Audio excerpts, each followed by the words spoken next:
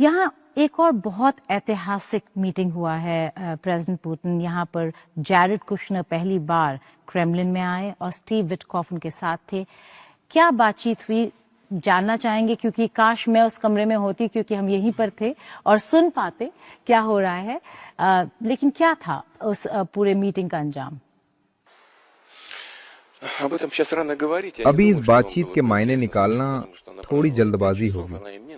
मुझे नहीं लगता आप वहाँ होते भी तो उस चर्चा को सुनकर आपको कुछ हासिल होता। ये बैठक 5 घंटे चली।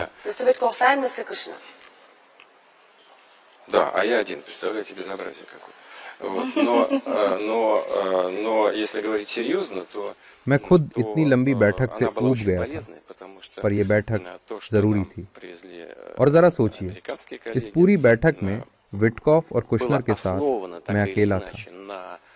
पर सच कहूं तो ये एक बेहद अहम बैठक थी। हालांकि इस बैठक में राष्ट्रपति ट्रंप के साथ अलास्का में हुई बैठक से पहले हुए समझौते और उससे जुड़े बिंदुओं पर ही बातचीत हुई।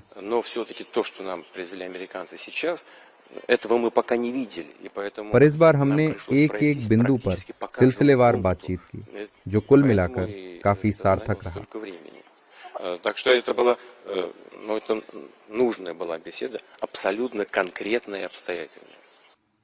नहीं, पर चलिए मैं इस सवाल को थोड़ा पलट के आपसे पूछती हूँ। राष्ट्रपति पुतिन, किस पॉइंट पर जाकर बात अटकी?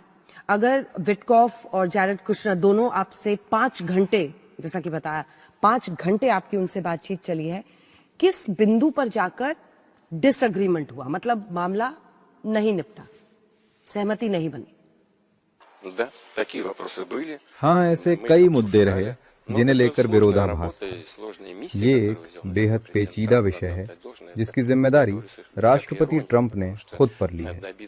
मैं इसे लेकर कटाक्ष नहीं कर रहा, मगर दोनों पक्षों को एकमत करना एक बहुत जटिल काम है।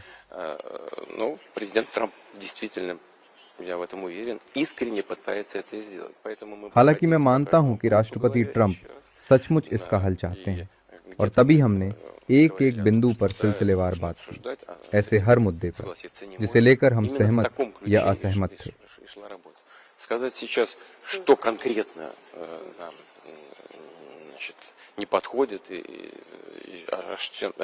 फिलहाल अभी कुछ भी कहना जल्दबाजी होगी, क्योंकि इसका कुछ भी निष्कर्ष निकालना राष्ट्रपति ट्रंप की देखरेख में हो रही बातचीत में बाधा डाल सकता है। उनके कूटनीतिक प्रयास जारी हैं। उन्होंने पहले यूक्रेन के प्रतिनिधियों से बात की, इसके बाद वो यूरोप गए, फिर वो हमारे पास आए, और इसके बाद वो यूरोपीय हितधारकों और यूक्रेन के प्रतिनिधियों से दोबारा बात करेंगे।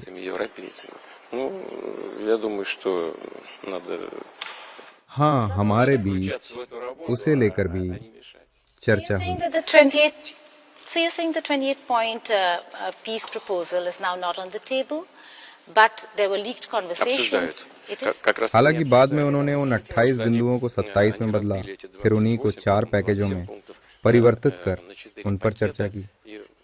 हालांकि वो पूरी तरह उन शुरुआती 28 बिंदुओं पर ही आधारित थे। राष्ट्रपति पुतिन, इससे पहले आपने मुलाकात की थी राष्ट्रपति डोनाल्ड ट्रंप से अलास्का में, जहां पर शांति समझौते को लेकर दावे हो रहे थे, और आपकी बातचीत क्या हुआ था अलास्का में, और कहां पर जाकर सहमति बनी, कहां नहीं बन पाई?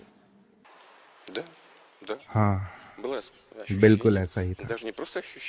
हमें एक एहसास था, बल्कि सिर्फ एहसास से भी ज्यादा मुझे कोई शक नहीं था कि राष्ट्रपति ट्रंप की एक सच्ची इच्छा है। खैर, आइए इस बारे में बात न करें कि इसका कारण क्या है या किसने इस सच्ची इच्छा को प्रेरित किया, लेकिन यह निश्चित है कि वो मौजूद है। संयुक्त राज्य अमेरिका और राष्ट्रपति ट्रंप, वास्तव में उनके पास ये समझ है कि ये क्यों समाप्त होना चाहिए और जितनी जल्दी हो सके।